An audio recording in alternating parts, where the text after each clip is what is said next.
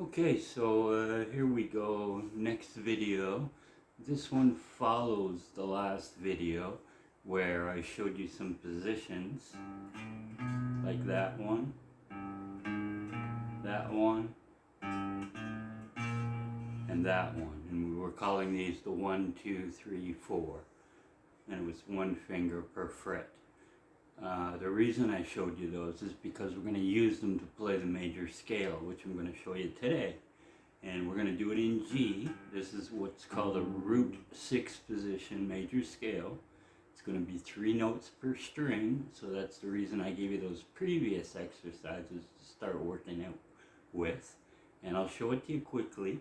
It's made up of the 3 different finger positions that we already learned.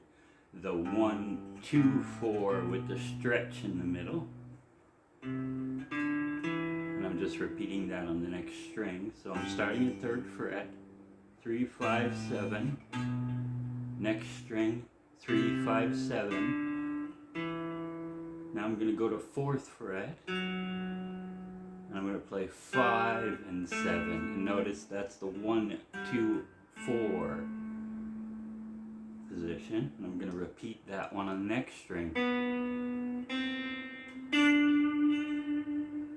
So if I'm talking fingers for now, 1, 2, 4, 1, 2, 4, move up 1 fret, go to 4th fret, 1, 2, 4, no stretch there, repeat it, next string, 1, 2, 4, now we're going to move up 1 more fret to 5th fret on the next string, which is your 2nd string, and you're going to go 1, 3, 4, and on your final string, 1, 3, 4 again. So it doesn't sound very exciting.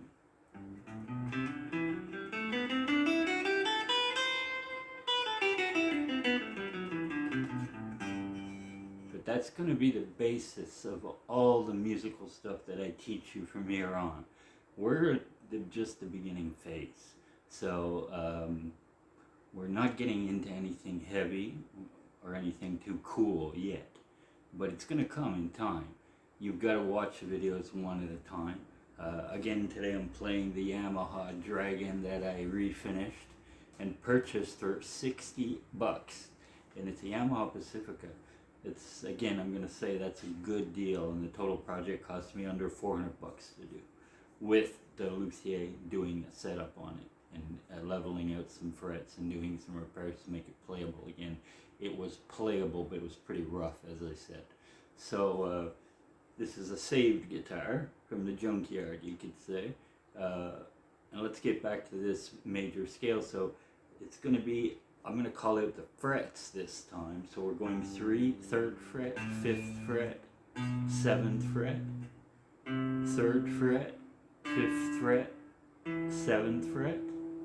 Then I'm going 4th fret, 5th fret, 7th. And again, 4th fret, 5th fret, 7th fret. Next string, 5th fret, 7th fret, 8. 5th fret, 7th fret, 8. So what we're doing really, if you look at it, is we're repeating the first pattern on 2 strings. We're moving up a fret. We're doing the 1, 2, 4 pattern without the stretch, and I'm repeating it. And then I'm moving up 1 more fret. I'm going to do the 1, 3, 4. And I'm going to repeat it. So each pattern gets repeated twice. And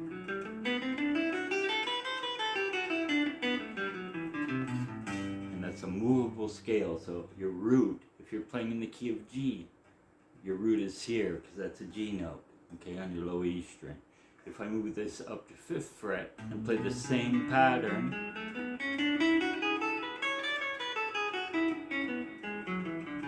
my root is now here, and that's an A note, okay? That's the same as the second open string. And that's the trouble with guitar, is that when we read music, there's the same note in different positions on the guitar. Sometimes can make it pretty challenging to sight read music. So that's why you don't find a lot of great readers, music readers, who are guitar players. But this scale, just think of it as a pattern at first for your fingers. So it's the 1, 2, 4 stretch, repeated twice. 1, 2, 4 regular, repeated twice. 1, 3, 4, 1, 3, 4, again repeated twice. And each time I change the pattern, I'm moving up a fret. You want to be able to play this in your sleep. Okay, you want to play it slowly. Alternate your pick.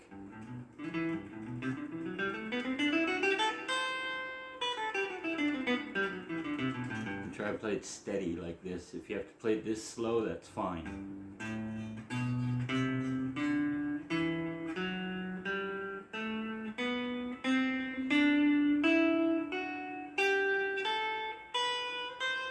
And you go backwards afterwards. Okay? So that's your major scale today. Again, it's a movable position. So wherever you put that first note, that's what key you're going to be in. Now, the major scale I'm going to talk about in later lessons is the structure of it. And that's that it's built a certain way. There's a certain distance between each note. And most Western music that we listen to today is built off of that musical structure. So right now I'm not going to get into that. I just want you to learn that scale and get your fingers used to playing it. There's other ways to do it. Okay. See, it's the same thing. I'm just playing it in another position. Okay, we're also going to learn other positions to play that scale in, but that is the most simplest one because it's just a repetition of two patterns. And it will help you develop speed too eventually. So if you're playing a rock style, and let's just say I switch, hopefully I'm not too loud. Hopefully you can hear that, but... And I slid up a note there at the final one, let's see. So if someone's playing a G chord, I can use that scale to solo over. I can go.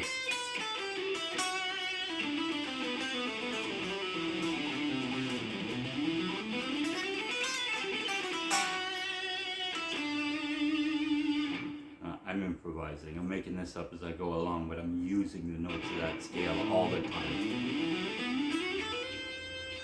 Okay? So you can practice that and you always alternate your pick as usual. Use the right fingers and go slow. Speed is a byproduct of accuracy. If you're playing it fast and you're not clear, you're just gonna end up with garbage coming out. So you want to be able to hear those notes. So I don't care how slow you have to play it at first. Play it as slow as possible. Okay? And if a chord progression, just to give you, if you're really a beginner, an example, a chord progression that went D to C to G to C and back to G, that scale would work fine over it. And of course you don't always have to play it in order. You don't always have to play the notes in exact order. The idea is to mix them up to get things that you like.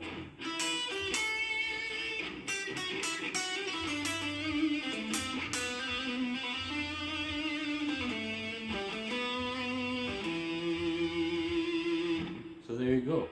It's a way to start anyway. Okay? And I'll tell you a little secret. When I first learned these scales, I had no idea what to do with them. Okay, basically a guitar teacher gave them to me and I thought they were just finger exercises. And that's the way I treated them probably for 6 months. So, but what I'm going to do is show you how to use that scale over different chord progressions and how we develop chords from that scale. It's all part of Western music theory. There are other types of music theory, but the most popular one, and it's often called even in schools popular music, is what we'll find in pop, rock, jazz a little more complex though, and in classical, it all comes from the same roots, but they're very different styles, you know. Blues has its own kind of version of where jazz is kind of a mix of popular and blues. And there's also progressive rock. There's so many different styles, it's crazy.